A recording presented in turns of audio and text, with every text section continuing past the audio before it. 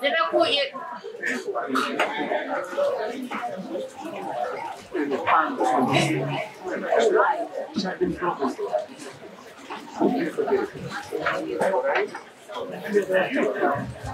Με ακούγουμε? Καλησπέρα. Ευχαριστούμε πάρα πολύ και σας ευχαριστώ από καρδιάς γιατί ήρθατε εδώ και με τιμά η παρουσία σας. Δεν θα πω τώρα κάτι, θα σας πω στο τέλος να το ακούσετε τους αγαπητούς φίλους εδώ που θα παρουσιάσουν το βιβλίο που περίμεναν 7 χρόνια για να το εκδώσουν. Θα δώσω κατευθείαν το λόγο στη συντονίστρια, την καθηγήτρια του Πανεπιστημίου της Αθήνας στον Δρόμο της Ισπανίου. Κατευθείαν το λόγο για να ξεκινήσει την εκδήλωση. Σας ευχαριστώ.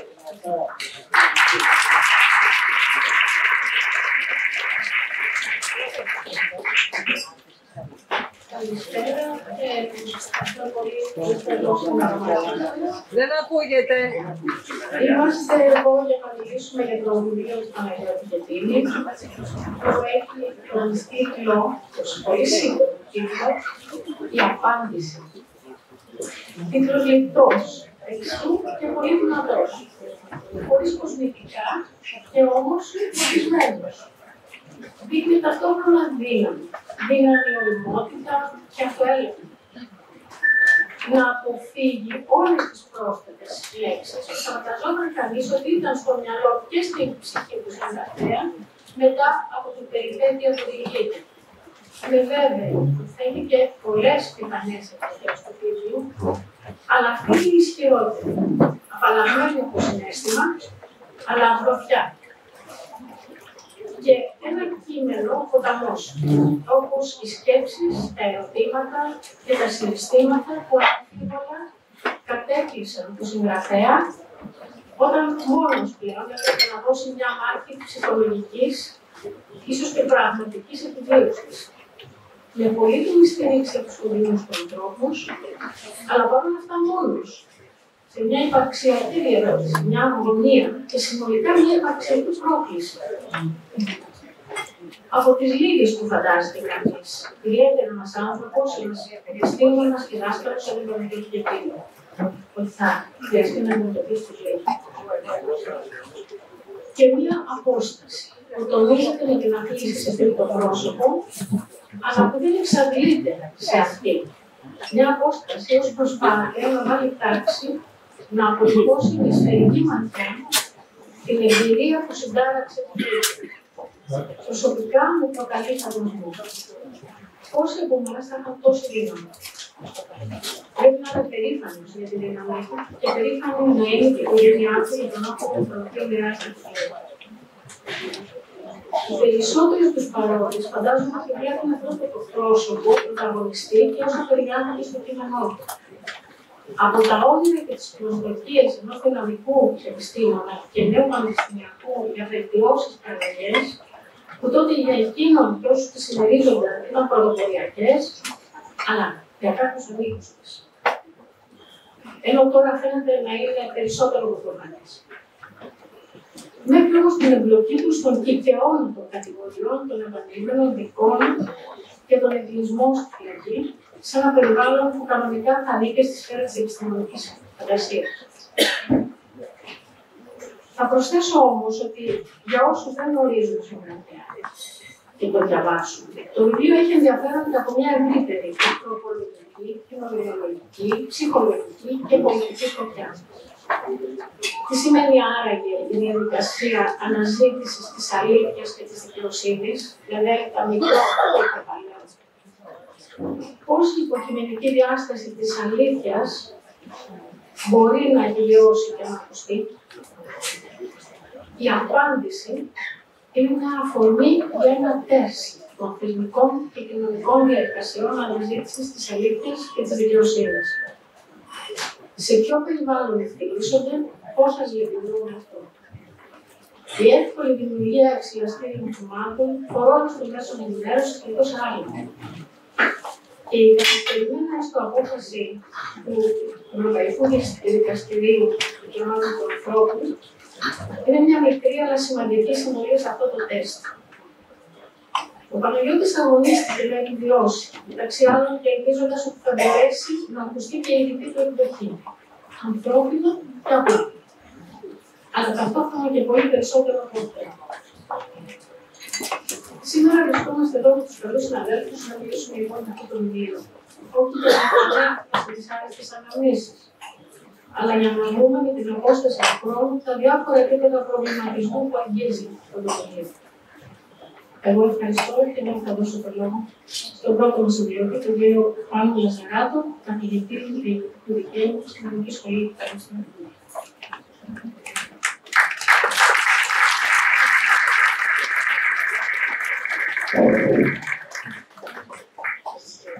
Το φέρω κοντά για να ακούγομαι καλά. Πρώτα πρέπει να ακουστείς.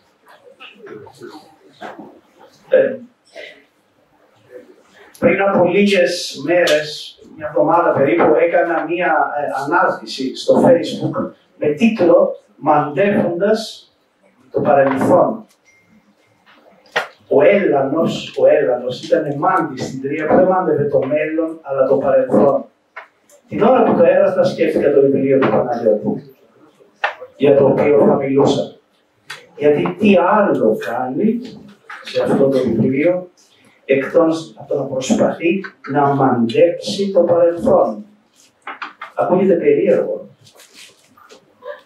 αλλά προθέσεις ανθρώπων, σκέψεις, συμπλοκές σκέψεων, γεγονότα, ζητούντες, αναζητεί ακόμα να μαντέψει το παρελθόν για να χαράξει το μέλλον και το δικό του και αν μπορεί και λίγο άλλων που θα βρεθούν σε ανάλογες καταστάσεις. Περί αυτού πρώτα.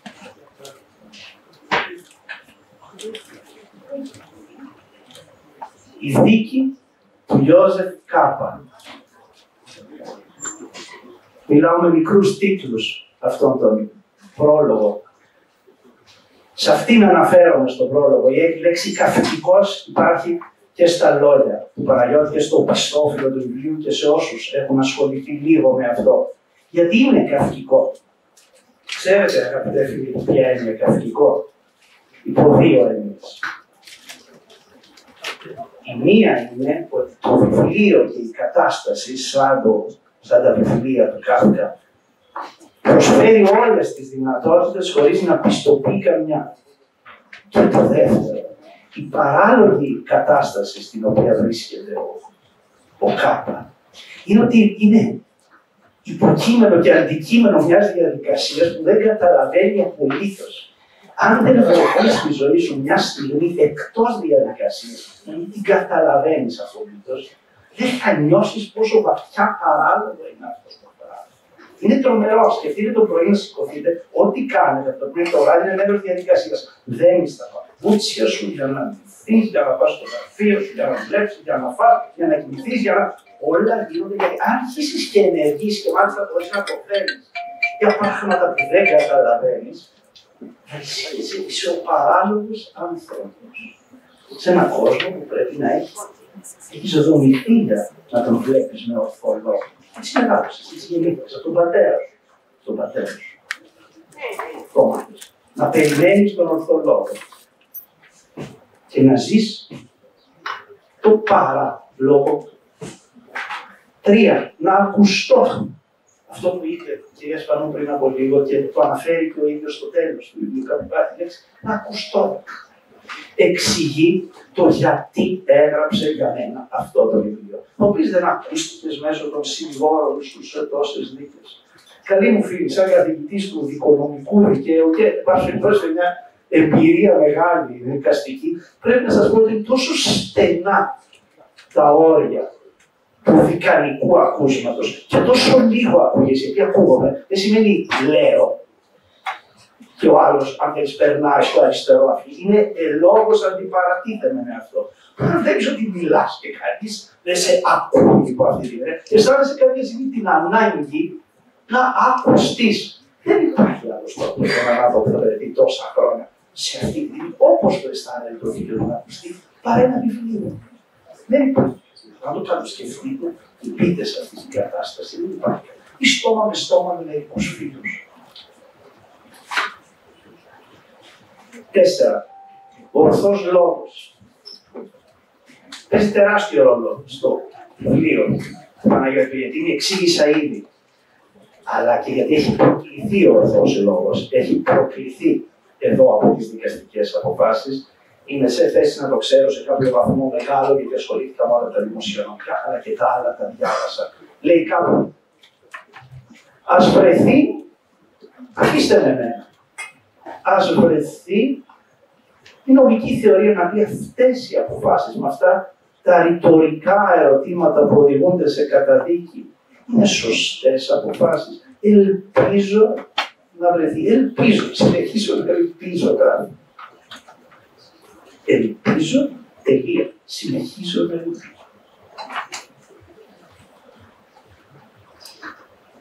Παίρνει αξία το κείμενο ιδιαίτερη και μπράβο για αυτή την ιδέα. Με το τρίτο πρόσωπο, στο οποίο επίσης αναφέρθηκε η κυρία Σπανού.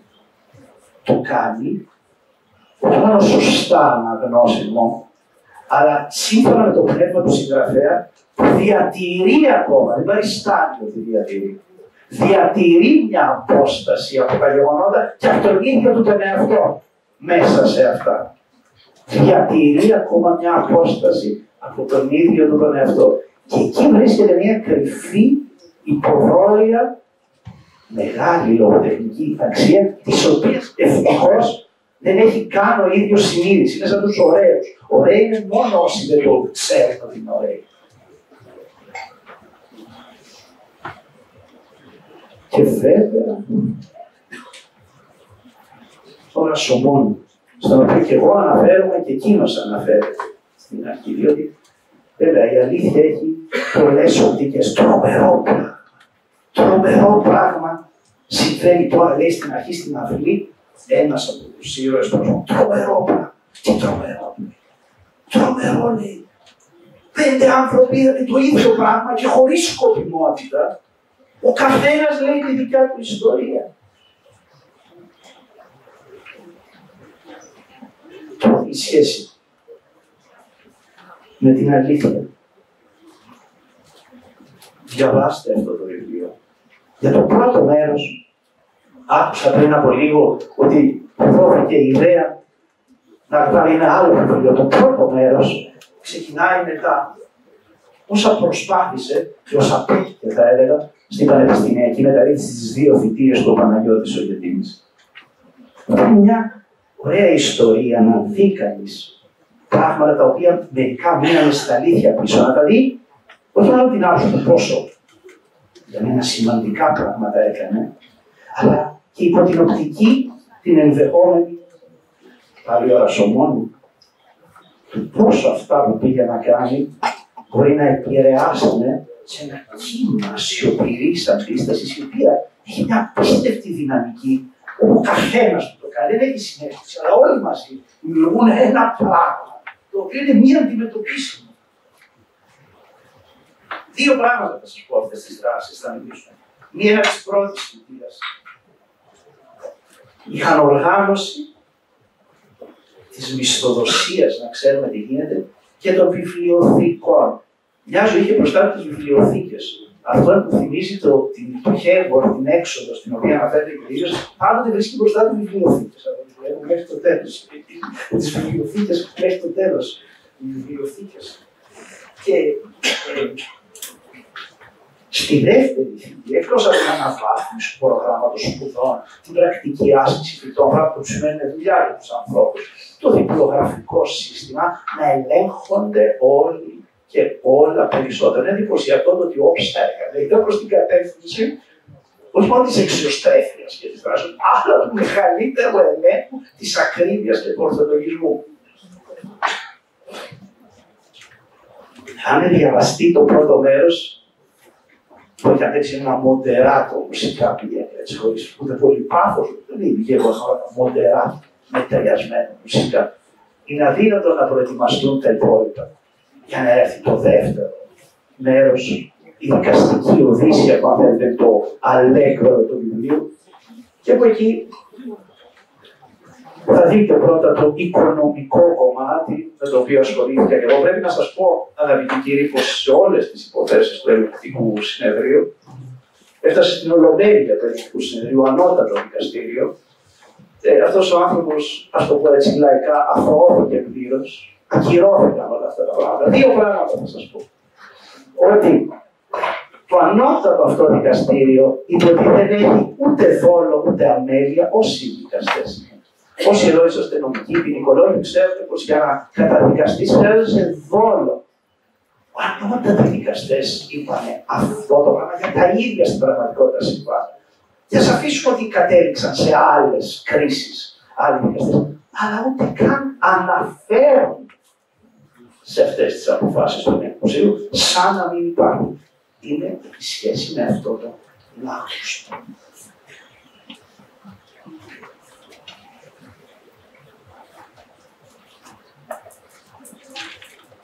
Το αλέγκρο φουριόζο έρχεται όταν περιγράφει την πρωτόλικη, τη δευτερόβαθμη και την αρεοπαγητική. Ξέρετε, στα αλήθεια, με τρία απλά κουτάκια πώς καταδικάζονται, πώς μπορούν να καταδικαστούν άνθρωποι. Θα σας αφήσουμε γιατί είναι και το πρόστατο.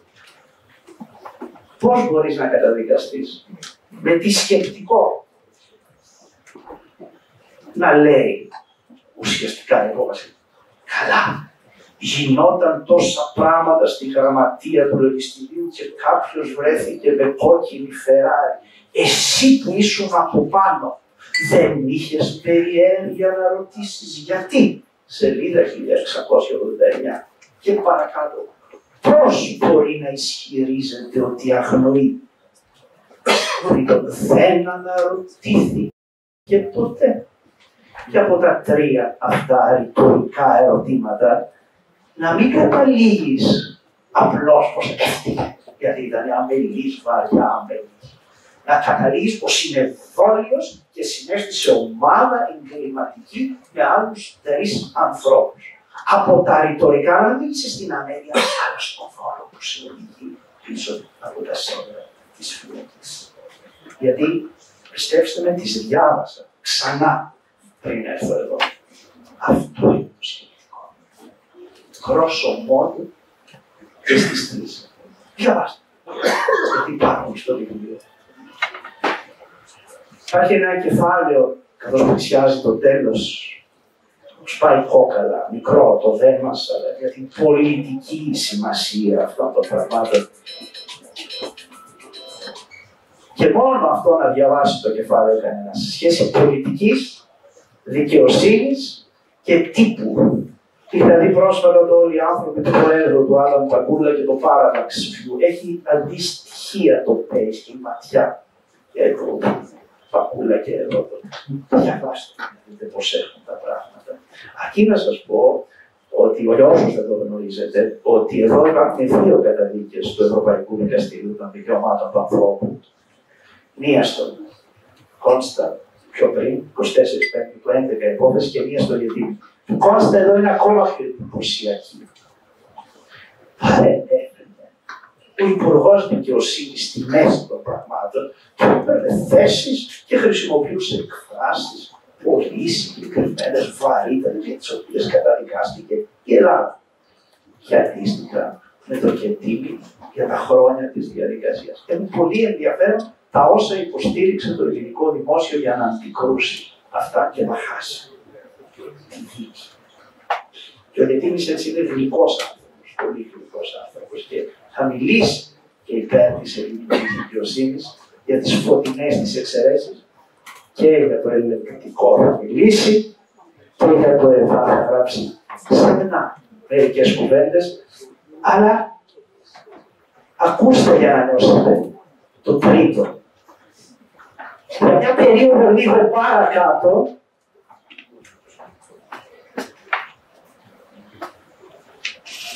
(1996-98) για τις ίδιες καταστάσεις, για τους ίδιους ανθρώπους, το τριμελές εφετείο κατοργημάτων αποφαίνεται ότι είναι αθώος, γιατί καμία διανομή χρημάτων δεν βρίσκει και ούτε κανείς ποτέ βρήκε να πήρε κανείς μια δραχμή. Ούτε μία εντολή. Και λέει ρητά ότι δεν είχε καμία σχέση, δεν βρίσκει καμία γνώση. Και εν πάση περιπτώσει, και όσοι πήγαν εκεί και οι υπόλοιποι καταδικαστέντες είπαν ρε παιδιά, δεν έχει σχέση ο άνθρωπος. Τελειώνω. Με το δολτσίσιμο έχει ένα πουλίο, τελειώνει όμορφα. Τελειώνει με μια τις περιγραφές της φυλακής. Όσοι ενδιαφέρεστε να είτε στα αλήθεια πώς έχει η φυλακή. Για αρχαία δύο πράγματα. Για τους φύλακες, τις μεταγωγές, τους εκβιασμούς, τα κινητά, τα καρφιά, τα κυκλώματα, προνομία και διαφορά, στα ναρκωτικά, το φαγητό. Διαβάστε. Είναι τίμιες κουβέντες από έναν insider που δεν έχει καμία σκοπιμότητα και φαίνεται. Για να κλείσει, κλείνεται εγώ, με συνέντευξη, έτσι πολύ ανθρώπινα πράγματα. Κρατάω Παναγιώτη το φακό του ανθρακορύχου που έχεις εδώ για να διαβάζεις, δεν ξέρω πώς τον βάλαμε μέσα. Με το βραζόλι από κουκούτσια γιάς, με την jazz και ροκ. Χρειαζόσουν την ροκ σίγουρα. Στο προάβλιο, με τη μελέτη για τη μικρή βιβλιοθήκη από βιβλιοθήκη σε βιβλιοθήκη, στις φυλακές, ο δημιουργικός άνθρωπος. Όπου και να βρεθεί, φτιάχνει. Με το γιατί σε μένα όταν έφευγε η Σοφία. Με τους κοριούς Σάρα από το μηχανή. Και τέλος, με τη φωνή προς το σύμπαν ενός ανθρώπου δυνατού. Και όλα αυτά θέλουν δύναμη να τα αντέξεις. Σας ευχαριστώ.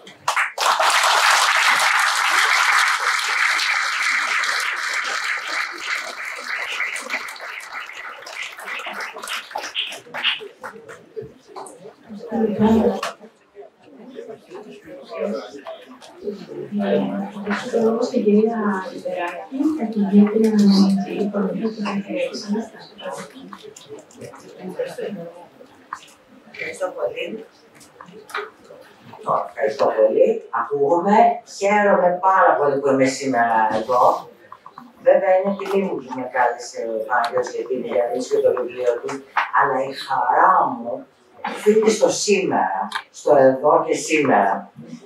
Επειδή φτάσαμε σε ένα σημείο που έχουμε αφήσει πίσω μας αυτή την δικαστική περιπέτεια που είναι κομψά, έτσι αρχιτεκτονικά, με επίκεντρο το Πάντιο, και βρισκόμαστε πλέον στην εντελώς πολυτελή και ελκυστική στιγμή της απάντησης και του ανασκοπιασμού των τελευταίων δεκαετιών. Όπως γνωρίζετε, εγώ δεν είμαι νομικός καθόλου. Είμαι οικονομολόγος στο Πάντιο, στο τμήμα που τώρα λέγεται Οικονομικής και Περιφερειακής Ανάπτυξης και όταν πήγα λεγόταν Αστικής και Περιφερειακής Ανάπτυξης. Το τμήμα του Παναγιώτη Επίδηλου. Και με αυτή την ιδιότητα θα μιλήσω σήμερα, δηλαδή με την. Θα προσπαθήσω να σας μεταφέρω τη ματιά μιας περίπου 30χρονης οικονομολόγου που το 1992 μετατέθηκε από το Πανεπιστήμιο Κρήτης στη Πάντιο και μπήκε σε ένα κόσμο διαφορετικό. Ένα κόσμο ανοικοδόμησης, πολλαπλών στόχων και πολλών ονείρων. Κατά κάποιο τρόπο ήταν το τέλειο timing για να γνωρίσω από πρώτο χέρι το τεράστιο αναπτυξιακό άλμα του Παντίου, για να μοιραστώ την ανυπομονησία των μεγάλων αλλαγών. Σας θυμίζω πως όσο γίνονται πράγματα, τόσο πιο ανυπόμονοι είμαστε για να προχωρήσουν. Να γευτώ τη βεβαιότητα ότι διατρέχουμε μια διαδρομή με ορίζοντα την Ευρώπη, πια από τον κόσμο όλο, και ότι αφήναμε πίσω μας τη μιζέρια της ιδιωτελούς σοβαροφάνειας και του πνιγυρού εξαιρετισμού. Είμαστε μια ειδική περίπτωση. Θυμάμαι και θα θυμάμαι πάντα την αίσθηση εκείνων των χρόνων, ότι είμαστε μάρτυρες, αλλά ταυτοχρόνως και πρωταγωνιστές μιας προσπάθειας εξυγχρονισμού που μπορούσες να την αγγίξεις. Είχε σχήμα, είχε χρώμα, είχε ήχο, είχε συναίσθημα. Και καλά, θα μου πείτε εντάξει, όλοι και όλες θυμόμαστε και αναπολούμε με νοσταλγία τα νιάτα μας και τα παρουσιάζουμε σαν να είναι πολύ πιο λαμπερά και σημαντικά από ό,τι στην πραγματικότητα.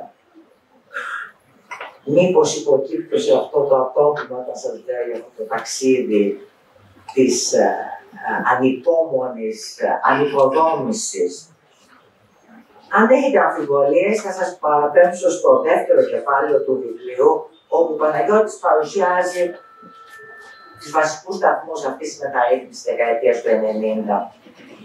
Σε αυτές τις σελίδες μπορεί να δει πώς μεταμορφώνεται μία μικρή σχολή με 3 τμήματα, μία σχολή που θεωρείται λίγο πώς συγγενή στον υπόλοιπο πανεπιστήμιο εκείνης της εποχής. Σας το λέω γιατί πήγα εκεί, δηλαδή είχα μία προσλαμβάνουσα τέτοια εντύπωση, και η οποία μεταμορφώθηκε σε ένα πολύ ζωντανό εργαστήριο απόψεων, ειδικοτήτων, με νέα αντικείμενα, με πολλά τμήματα και με πραγματικά ένα ιδιαίτερο προφίλ στις κοινωνικές επιστήμες, χωρίς κόμπλεξ, χωρίς φόβο και χωρίς πάθος.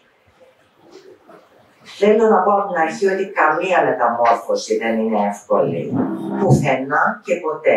Και μην πιστέψετε ποτέ κανένα που θα σας πει ότι η μεταρρύθμιση και η μεταμόρφωση για αυτόν ή για αυτήν ήταν ένας ανέμελος περίπατος με μόνες τάσεις, τους άλλους περιπατητές οι οποίοι σταματάγαν και λέγανε συγχαρητήρια, μπράβο σας, προχωρήστε, πολύ ωραία τα πάτε. Δεν είναι έτσι μεταρρυθμίσεις, δεν ήταν έτσι και στο Πάνιο. Για να ξεκινήσουν οι αλλαγές που ξεκίνησαν, και ευτυχώς, χρειάστηκαν κάποιες δύσκολες διαπιστώσεις. Ότι δεν υπήρχε καμία μηχανοργάνωση.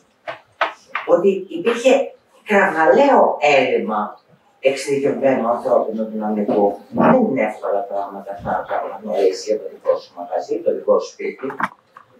Και ότι με δεδομένη την τρομερή ανεπάρκεια της κρατικής χρηματοδότησης, η έρευνα και οι δομές και οι οικονομίες που να γίνουν θα έπρεπε να βρουν χρήματα από κάπου αλλού. Αυτό, δηλαδή η καταγγελία ότι δεν φτάνουν τα λεφτά, είναι πολύ εύκολη. Το άλλο που είναι το δύσκολο. Θα μιλήσω λίγο για τις υποδομές, γιατί νομίζω ότι η στέρηση του Μαρτίου, πριν και μετά, πριν ήταν κραυγαλαία, μετά ήταν εντυπωσιακή η επίδοσή του. Και η συνεισφορά του Παναγιώτη Γετήμ ήταν σημαντικότατη. Συγχωρέστε μου, δεν αναφέρω όλο το πρετανικό σχήμα, γιατί σας κουράσω, αλλά εννοώ και τους συνεργάτες του, και οπωσδήποτε τον Πρίτανη. Στη μηχανοργάνωση, αναφέρθηκε ο Λαγαράτος, στον εμπλουτισμό του ανθρώπινου δυναμικού, στη διεύρυνση χρηματοδότησης και στην εξωστρέφεια. Εξωστρέφεια δεν ήταν αυτό που σκεφτόταν κάποιος όταν σκεφτόταν το Πάνιο στη δεκαετία του 80. Ούτε του 70 ούτε πριν. Σήμερα μας φαίνεται ασύλληπτο ότι δεν υπήρχε μηχανοργάνωση στην Επιτροπή Ερευνών, ότι δεν υπήρχε απολογισμός δεκαετίας, από το 1984 στο 1994, ότι δεν υπήρχε μηχανοργάνωση στην ιστοδοσία του προσωπικού, στο φοιτητολόγιο, ούτε στην κεντρική βιβλιοθήκη, ότι είχαμε δηλαδή συλλογές και βιβλία διάσπαρτα από εδώ και από εκεί, σε μικρές βιβλιοθήκες τμήματων, σε γραφεία, σε εργαστήρια, σε κέντρα, γύρευε πού. Και το λέω αυτό γιατί η κεντρική βιβλιοθήκη έγινε χωρίς υπερβολή και δικαίως το καμάρι του Παντίου Πανεπιστημίου. Ήταν ίσως η συμβολικότερη αναπαράσταση της ενηλικίωσης από σχολή σε πανεπιστήμιο. Δημιουργήθηκε μια εντελώς νέα ομάδα από ειδικούς βιβλιοθηκονόμους που προσελήφθησαν για αυτό ακριβώς το σκοπό. Εισήχθη ο ηλεκτρονικός δανεισμός και κυρίως διασυνδέστηκε η ίδια η βιβλιοθήκη οριζόντια με τις άλλες πανεπιστημιακές βιβλιοθήκες, τα ΑΕΗ και στα τότε ΤΕΗ. Θα ξανάρθω στη βιβλιοθήκη. Θέλω όμως να πω δύο πράγματα για την αναβάθμιση του ανθρώπινου δυναμικού. Ξέρετε, το ανθρώπινο δυναμικό και η αναβάθμιση είναι από τα θέματα που είναι πολύ ωραία και εύκολα να τα λες, είναι τρομερά δύσκολο να τα ζεις και να τα διορθώσεις και να πεις και την αλήθεια για αυτά. Δύο ήταν τα βασικά εργαλεία, όπως προκύπτει και από το βιβλίο για τις αναμνήσεις μου, στο θέμα της αναβάθμισης, που χρειαζόταν αναβάθμιση. Το ένα ήταν να φέρεις πολλούς καινούριους καταπληκτικούς ανθρώπους με ακριβώς τις ειδικότητες που χρειαζόταν και ήθελες και με καλές, διαφανείς και αποτελεσματικές διαδικασίες. Γιατί το θέλω τώρα και το πρωταγωνιστικό σε 13 χρόνια που δεν το χρειάζομαι πια, καταλαβαίνετε δεν έχει νόημα. Αυτό πήγε πολύ καλά. Και είμαστε όλοι περήφανοι γι' αυτό και ευγνώμονες.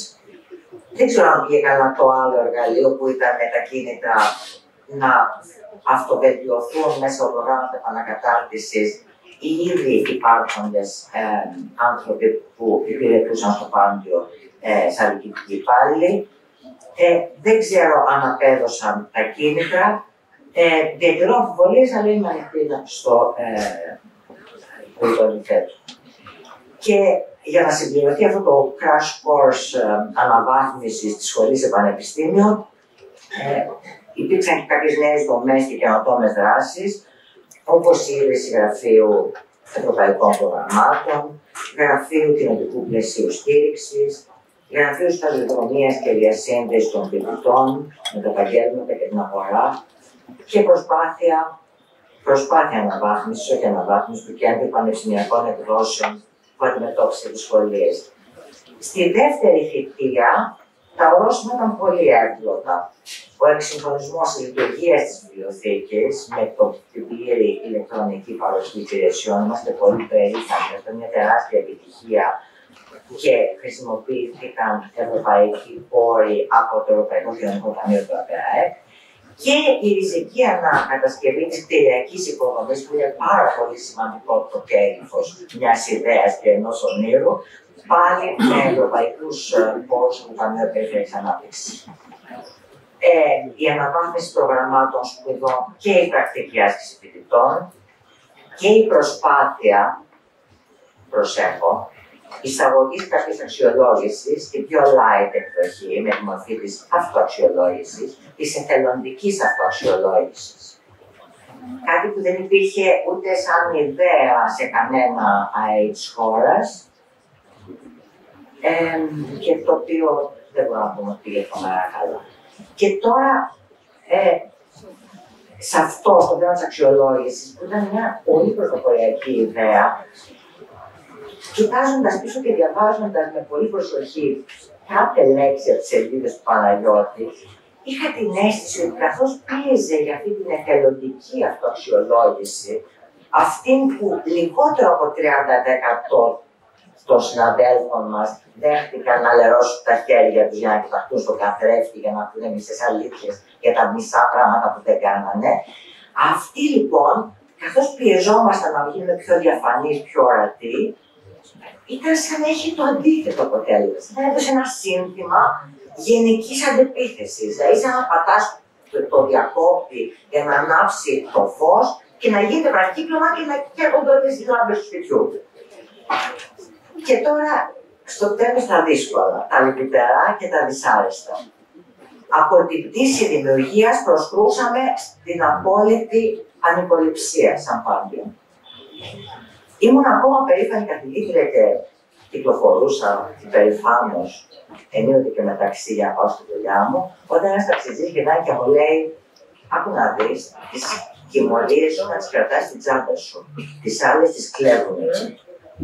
Ο ταξιτζής, συμπαθείς τάξη των ταξιτζίδων, οι οποίοι δεν ξέρετε, είναι οι υποδειγματικοί πολίτες και δεν φοροδιαφέρουν. Αναρωτιέμαι λοιπόν κι εγώ, όπως τόσοι και τόσοι άνθρωποι, όπως τόσες και τόσες φορές έχει έρθει στο μυαλό μας, ποια ήταν αυτά τα κρίσιμα δεδομένα που μεταμορφώνουν σε εφιάλτη ένα συγκροτημένο, σύγχρονο, ελκυστικό μεταρρυθμιστικό πρόγραμμα. Τι γίνεται και χαλάει η συνταγή. Όχι χαλάει λίγο, δεν φουσκώνει. Από γλυκό γίνεται φαρμάκι. Ο Γετήμης το υπενήσεται κάποιες απαντήσεις χαμηλοφόνος και σχεδόν απολογητικά σε διάφορα σημεία της αφήγησης. Όταν μιλάει για το ανθρώπινο δυναμικό, μιλάει για τις αντιπαραθέσεις ανάμεσα σε διακριτές ομάδες διοικητικών υπαλλήλων, δηλαδή συνδικαλιστών και μη, παλιών και νέων, είχε με πτυχίο A και όχι. Όταν μιλάει για χρηματοδότηση, αναφέρεται στην επιφυλακτικότητα της πλειοψηφίας των συναδέλφων μας των μελών ΔΕΠ για πόρους που δεν προέρχονται από κρατικές πηγές. Όταν μιλάει για την γραφείο διασύνδεσης, θυμάται ότι υπήρχε μια δυσπιστία και από τους μόνιμους διοικητικούς υπαλλήλους και από τα ΔΕΠ και από τους φοιτητές ότι κατά κάποιο τρόπο καιροφυλακτεί ο μπαμπούλας της αγοράς και θα φάει τα παιδιά μας και εμάς μαζί. Και σε ό,τι αφορά τα προγράμματα πρακτικής άσκησης, κάποιοι μιλάνε για ξεπούλημα του πανεπιστημίου σε επιχειρήσεις. Καλά, να μην ξαναπώ πάλι για την αξιολόγηση. Το μεγάλο ερώτημα τελικά, στο τέλος της ημέρας, όπως είναι της μόδας να μιλάμε μεταφράζοντας, γιατί τόση αδράνεια και τόση καχυποψία? Γιατί δεν είναι γιατί δεν σχεδιάστηκε η μεταρρύθμιση, δεν είναι γιατί δεν υπήρχε κάποιος που να πει προπάμε, δεν είναι ότι δεν είχε γοητεία, πρόγραμμα, σχέδιο, επαφή με τον κόσμο κλπ. Είναι ότι τα είχε όλα αυτά και τίποτα. Θα μπορούσαν οι ευκαιριακοί τιμητές και τιμωροί της ομάδας του Παντίου και όλου του Παντίου από τα συστήματα εκτός πανεπιστημίου, ενώ κόμματα, τύπος, δεν ξέρω ποιοι άλλοι, να κυριαρχήσουν τόσο πολύ, αν δεν υπήρχε διαβρωτική καχυποψία, αδράνεια και φθόνος στο εσωτερικό του Παντίου? Θα μπορούσαν, ναι. Νομίζω πως όχι. Ελπίζω όμως να κάνω λάθος. Ευχαριστώ πολύ.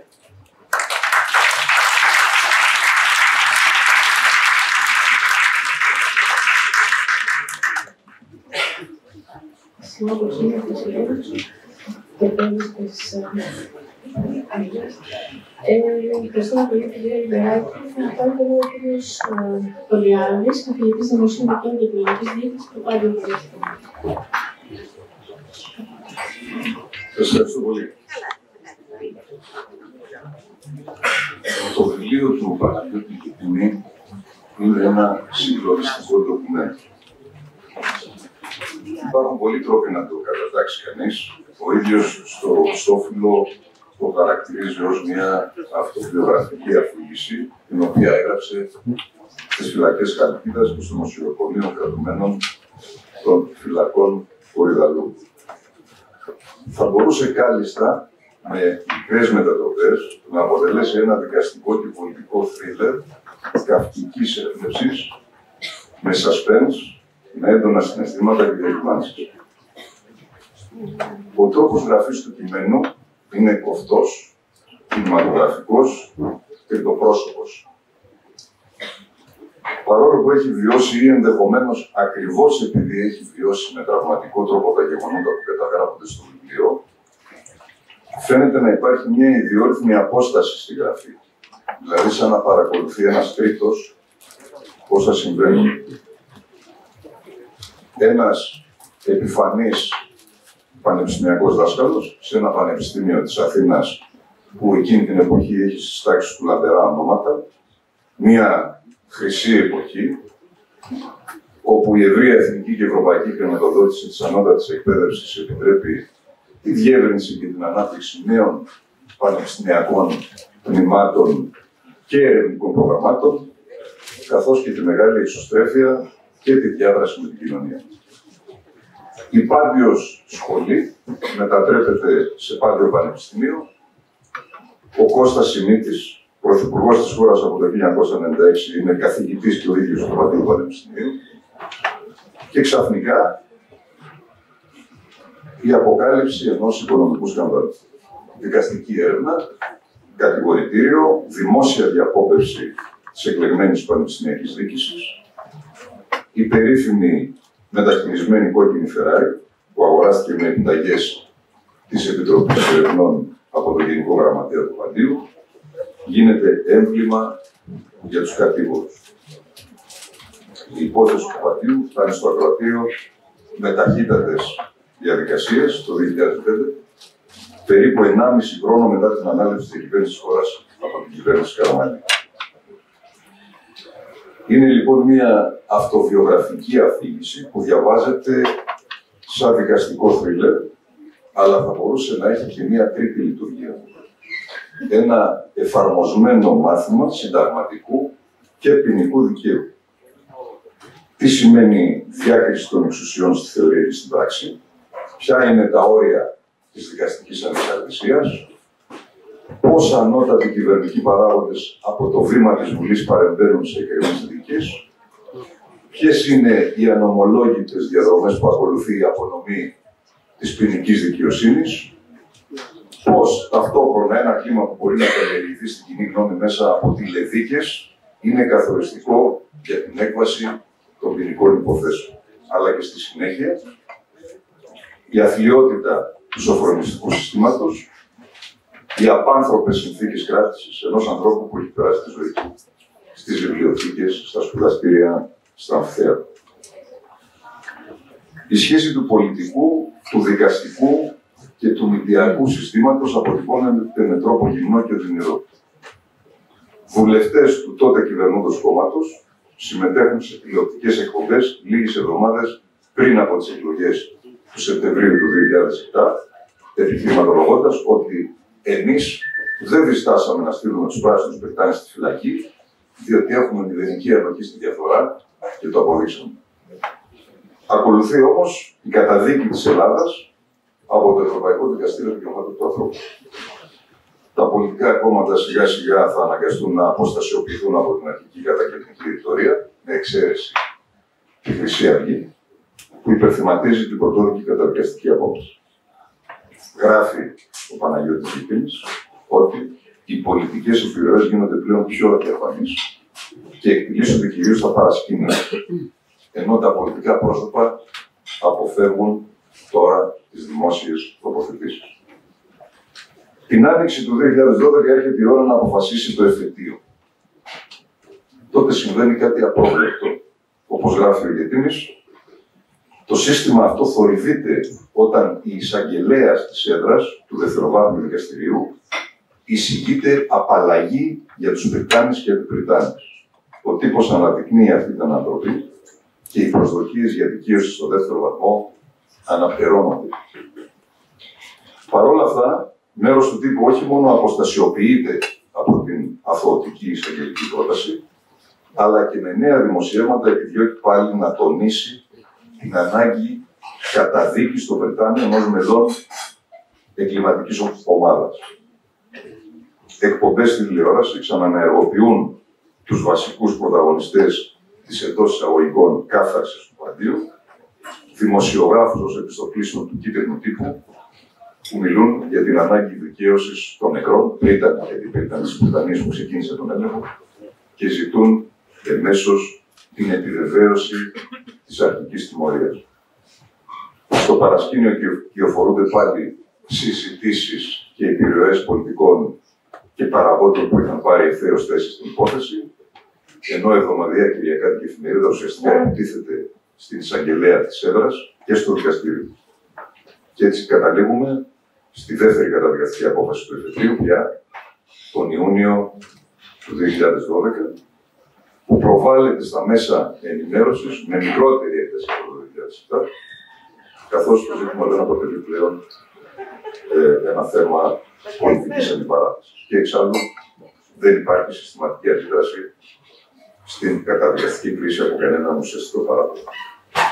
Οι προσωπικές δηλώσεις του Παναγιώτη στον τύπο, μόλις επιστρέφει από τη Γερμανία, είναι οι τελευταίες δημόσιες αντιδράσεις στην υπόθεση που προβάλλουν την πρόθεσή του να συνεχίσει να αγωνίζεται με κάθε μέσο για να αποδείξει την αθωότητά του και τη δικαίωσή του. Οι δημόσιες αναρτήσεις συμπαράστασης συναδέλφων των πανεπιστημιακών εντός και εκτός συνόρων είναι η μόνη δημόσια αντίδραση απέναντι σε έναν οδοστρωτήρα καταδικαστικών αποφάσεων και σε μια δημοσιότητα που με ελάχιστες εξαιρέσεις δεν ακολουθεί ούτε τη στοιχειώδη δεοντολογία του δημοσιογραφικού λειτουργήματος. Η υπόθεση του Παντίου έχει τρία σκέλη. Το ποινικό, το διοικητικό και το συνταγματικό. Δηλαδή το σκέλος που αφορά την παραβίαση θεμελιωδών δικαιωμάτων και κρίθηκε, όπως είπα ήδη, από το Ευρωπαϊκό Δικαστήριο Δικαιωμάτων του Ανθρώπου. Στο Ευρωπαϊκό Δικαστήριο, ο Γετήμης, όπως και ο Κόνστας, δικαιώνονται όσον αφορά την υπέρβαση του εύλογου χρόνου και την παραβίαση του δικαιώματος δίκαιης δίκης. Το τέλος του βιβλίου είναι συγκλονιστικό. Ό,τι δεν με σκοτώνει, με κάνει πιο δυνατό, γράφει ο Παναγιώτης αναφερόμενος στον Νίτσε. Σε αυτή τη μάχη πεθαίνουν δύο Βρετάνες, ο Εμίλιος Μεταξόπουλος και ο Κωνσταντίνος Παπαθανασόπουλος, ταλαιπωρημένοι από την πολύμηνη φυλάκιση και το στίγμα των καταδικαστικών αποφάσεων, πριν προλάβουν να το αποσύσουν από πάνω. Ο Παναγιώτης Γετήμης θα αντέξει. Όπως γράφει όμως, σε τρίτο πρόσωπο, οι προσωπικές απώλειες είναι τεράστιες. Του στέρισαν 3 φορές την ελευθερία του, οδηγώντας τον στη φυλακή, σε 3 φυλακές, Τρίκαλα, Χαλκίδα, νοσοκομείο κρατουμένων Κορυδαλού. Του στέρισαν μοναδικές στιγμές οικογενειακής ευτυχίας, όπως να παραβρεθεί μαζί με την γυναίκα του στην ορκομοσία της κόρης του στο London School of Economics και στο UCL.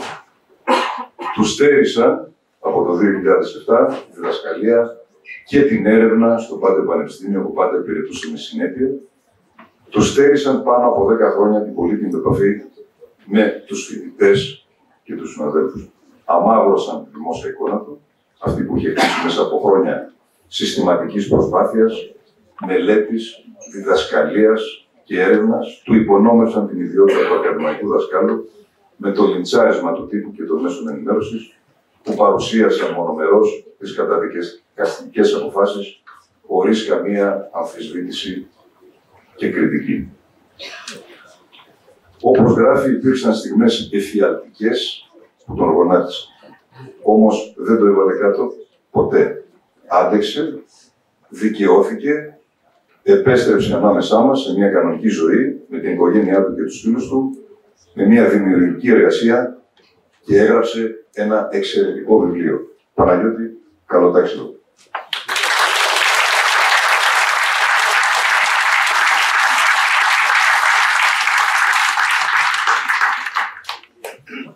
Ευχαριστώ πολύ τον κύριο Κοντιάδη. Μας έβαλε σε πιο καλή. Λοιπόν, ο κύριος Πινάρης, στρατολογό, καθηγητής Οικονομικής και Περιφερειακής Ανάπτυξης στο Πάτιο.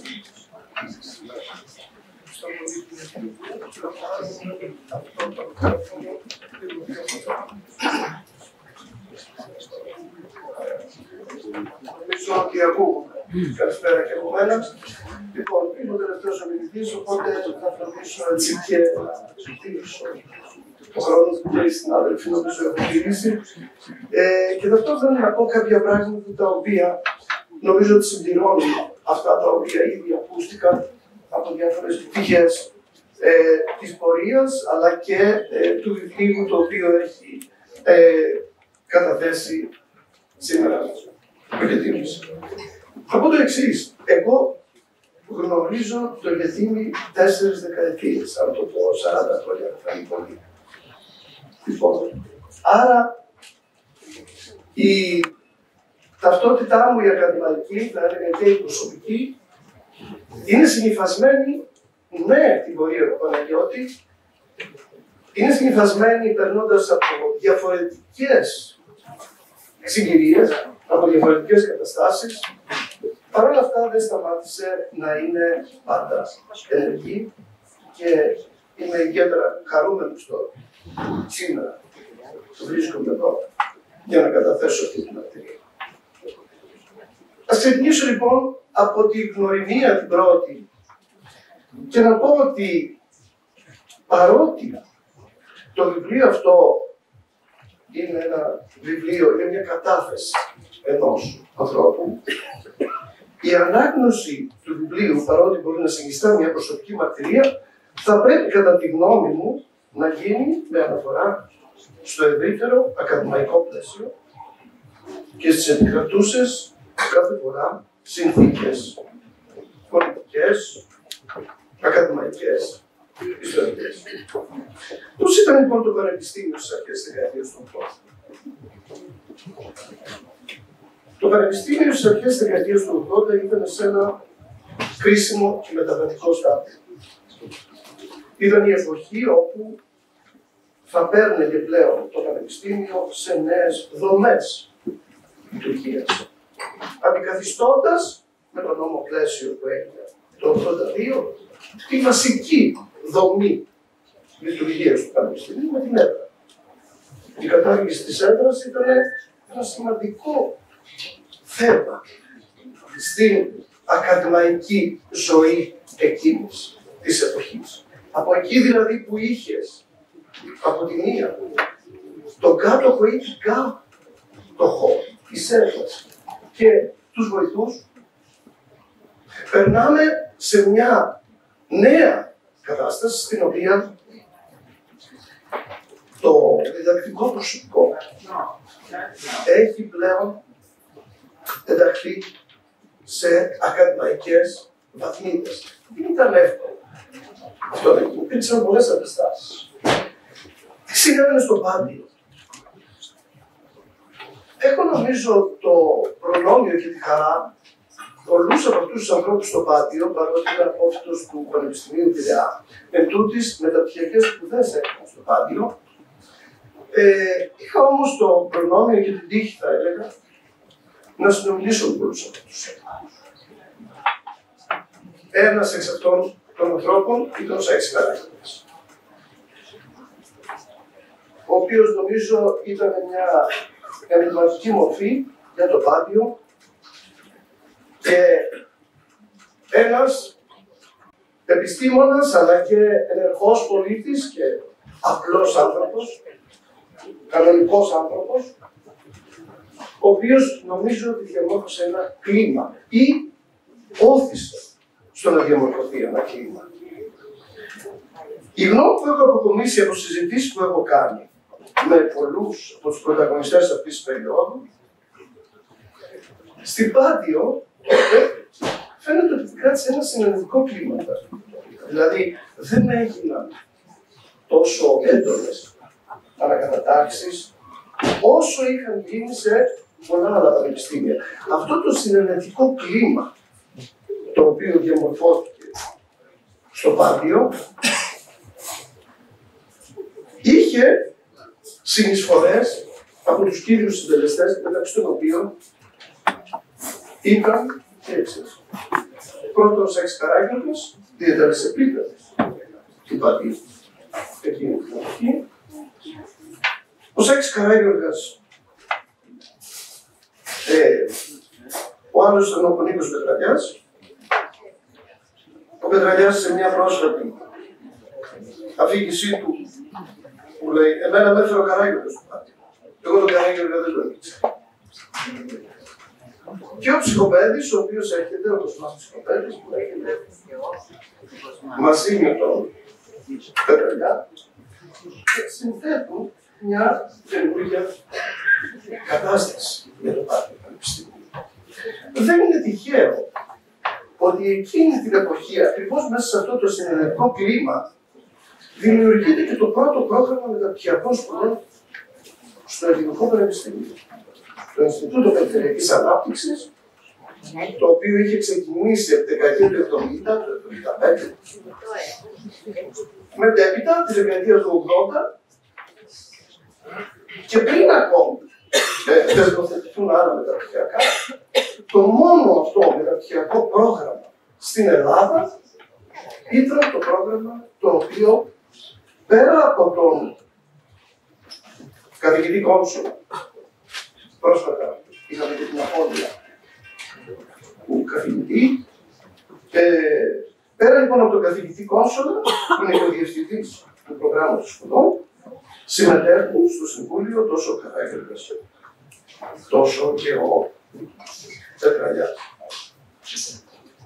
Αυτό που θα ήθελα να αναδείξω και να πω είναι ένα κλίμα που διαμορφώνεται εκείνη τη στιγμή στο μεταπτυχιακό πρόγραμμα σπουδών, όπου εκεί, όπως είπα, συνάντησα για πρώτη φορά για τον Παναγιώτη.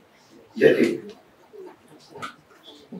σε αυτό το μεταπτυχιακό η συγκυρία το έφερε και πολλά πράγματα τελικά στο πανεπιστήμιο λειτουργούν μέσα από συγκυρίες, ίσως και στην ζωή.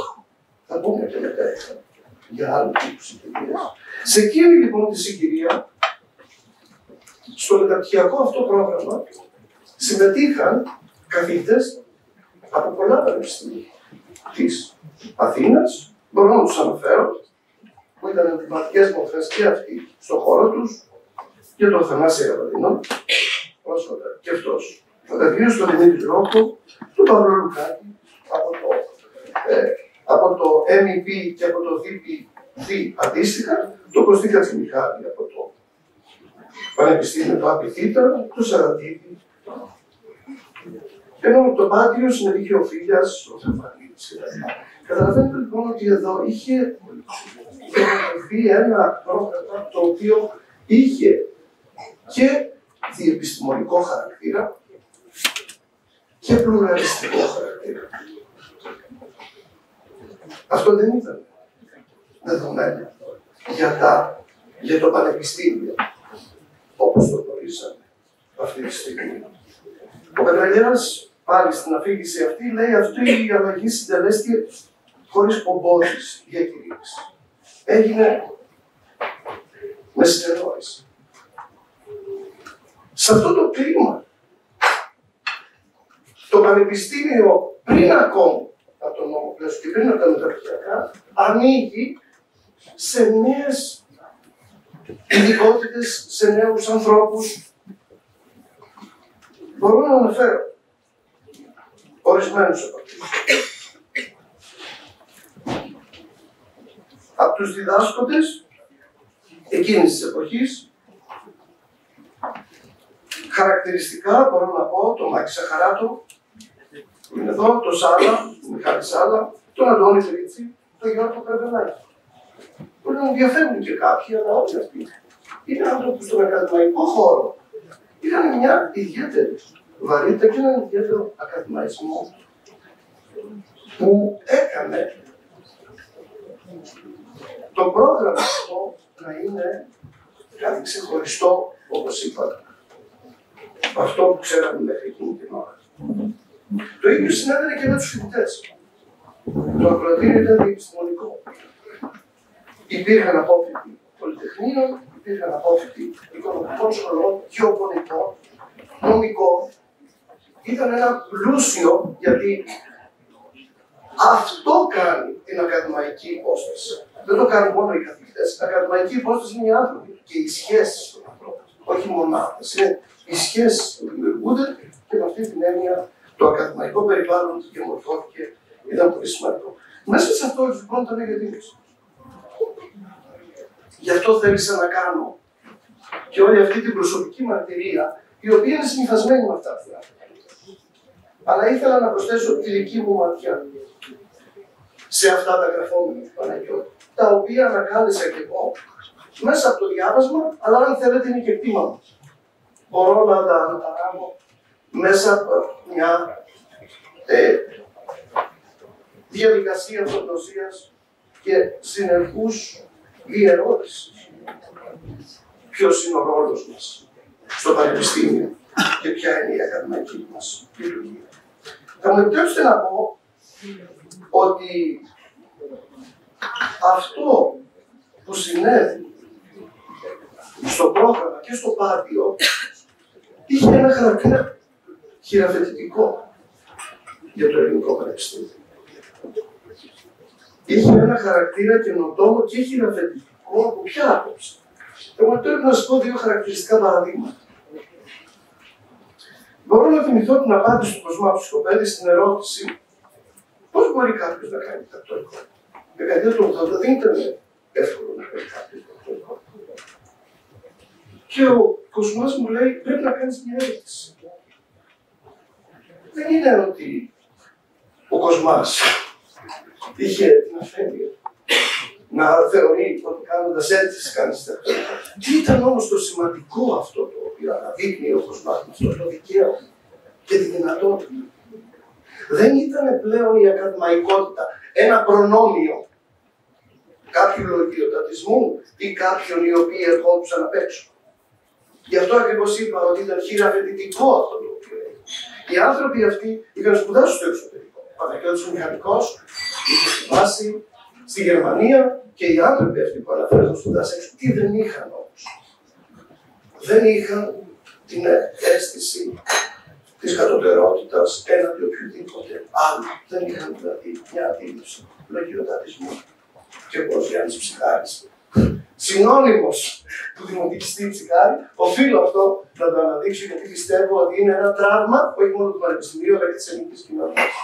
Να χειραφετηθεί η ελληνική κοινωνία και να χειραφετηθεί το Πανεπιστήμιο από την πίστη στις δυνάμεις του και προφανώς μακριά από μένα οποιοδήποτε Ελληναράς ή οποιαδήποτε τέτοια αντίληψη περί ότι μπορούν και τα καταφέρνουν όλα μόνοι τους. Το αντίθετο.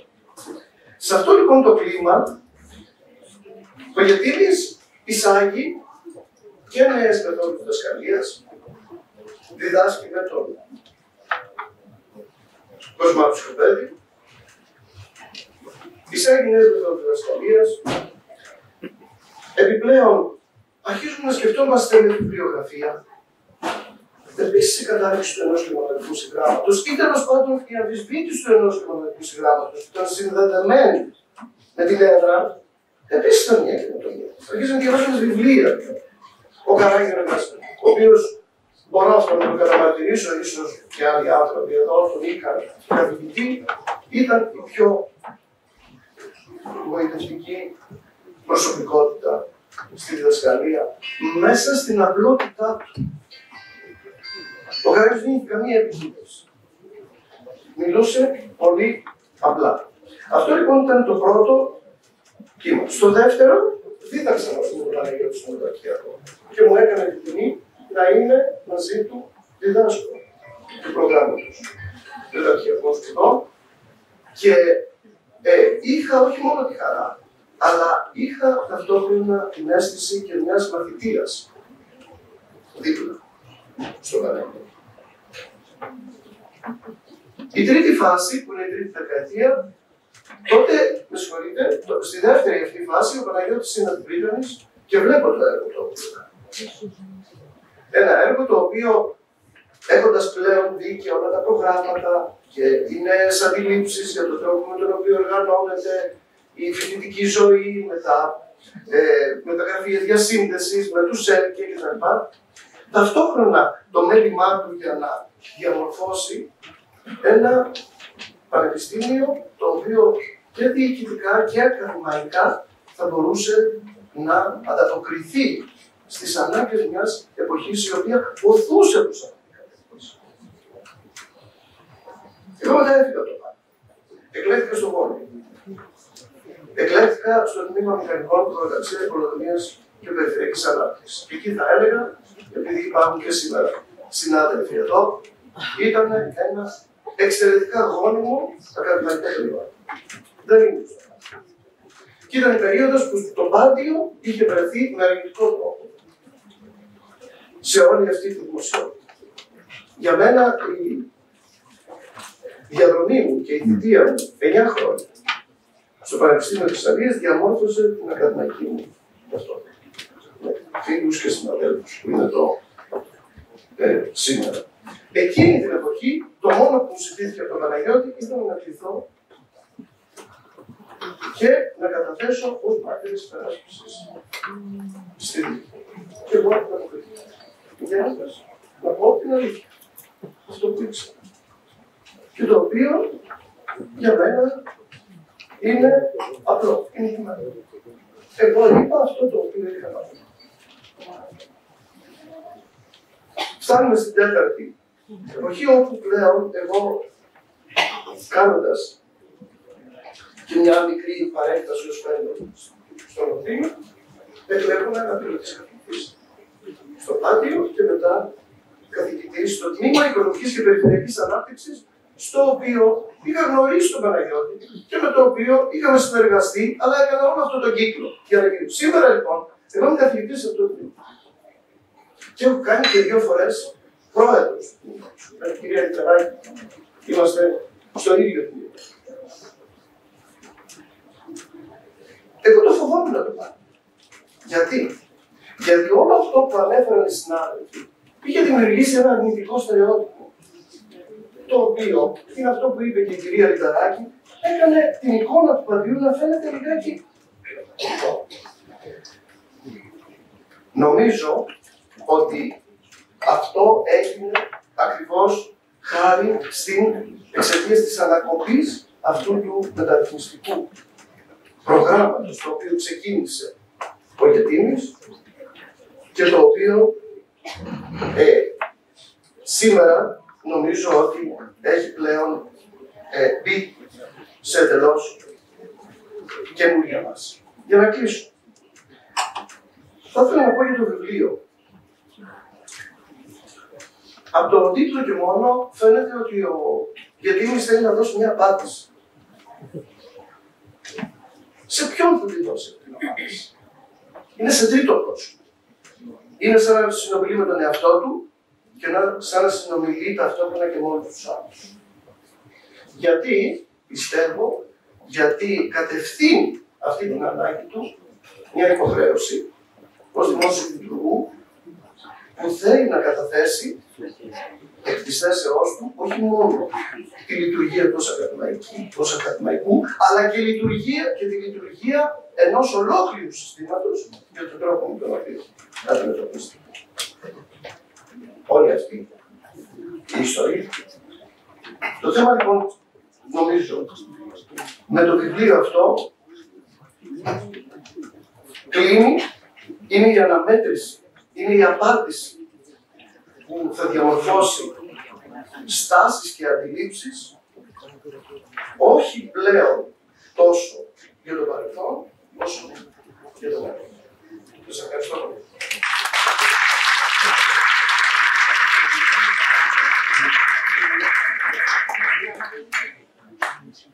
Ευχαριστούμε πολύ τον κύριο Μητσοτάκη. Ακούστηκαν, νομίζω, πολλές πλευρές ιστορίας και του Παντίου και του Δήμου του και νομίζω ότι έχει έρθει πλέον η ώρα να δώσουμε το λόγο στα ίδια. Καταρχήν θέλω να ευχαριστήσω όλους σας. Περίμενα πολλά χρόνια.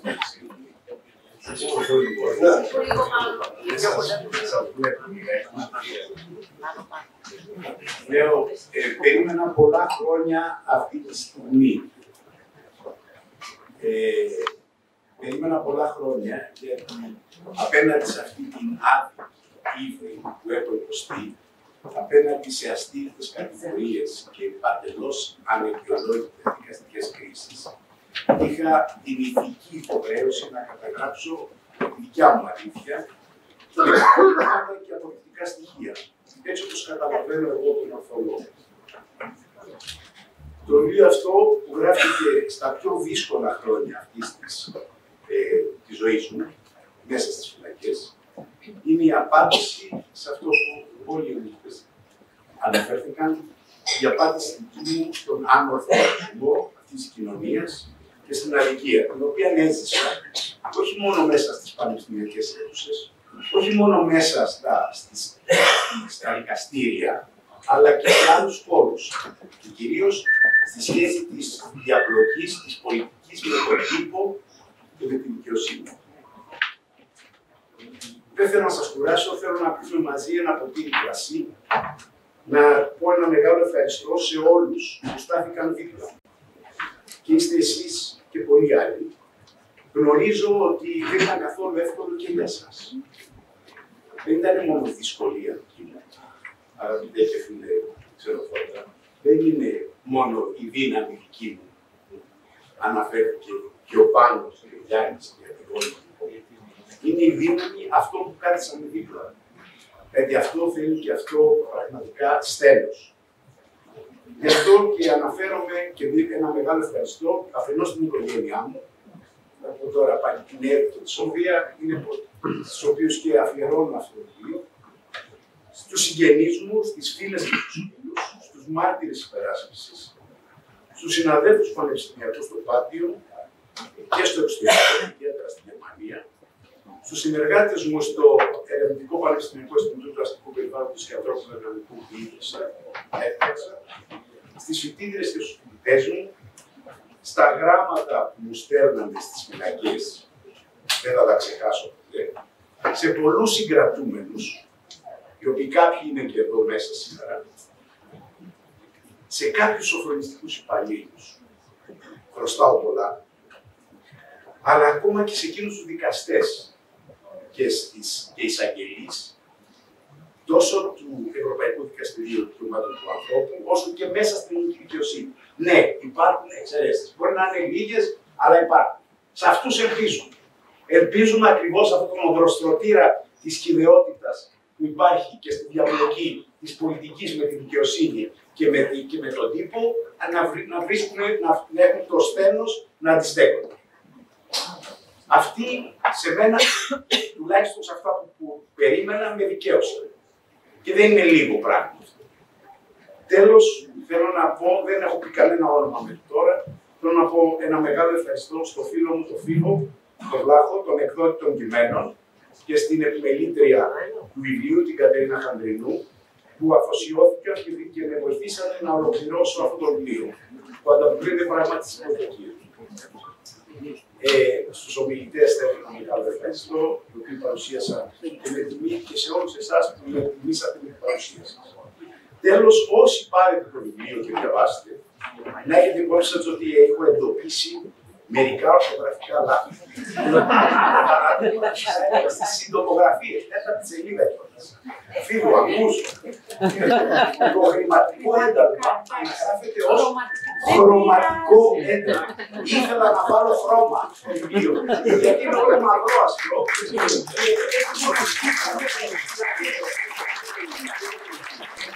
Αυτό το λόγο και για αυτό να λάβει, παίρνω την ευθύνη εγώ. Εξάλλου, I take the blame. Έχω συνηθίσει να το κάνω. Μέχρι να δικαιωθώ. Ευχαριστώ πάρα πολύ όλους.